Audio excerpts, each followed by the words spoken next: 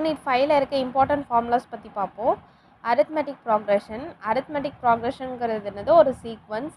அதை எப்படி ஃப்ரேம் பண்ண முடியும்னா, ஒரு காமன் வேல்யூவை எய்தர் ஆட் பண்ணுறது மூலயமா இல்லை சப்ராக்ட் பண்ணுறது மூலயமா, அதோட ப்ரீவியஸ் டேர்ம் கூட ஆட் பண்ணுறது மூலயமாவோ சப்ராக்ட் பண்ணுறது மூலயமாவோ நம்மளுக்கு அந்த சீக்வன்ஸை நம்ம ஃப்ரேம் பண்ண முடியும்.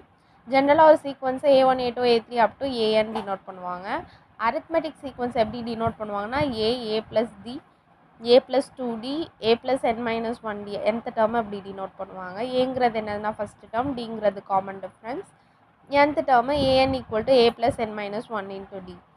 இதில் D நம்ம எப்படி ஃபைண்ட் அவுட் பண்ண முடியும்னா, first term minus second term minus first term A2 - A1. Sum of the arithmetic sequence என்னதுன்னா, Sn = n/2 2A + n - 1D. இது வந்து அந்த சீக்வன்ஸை சம் பண்ணுறது.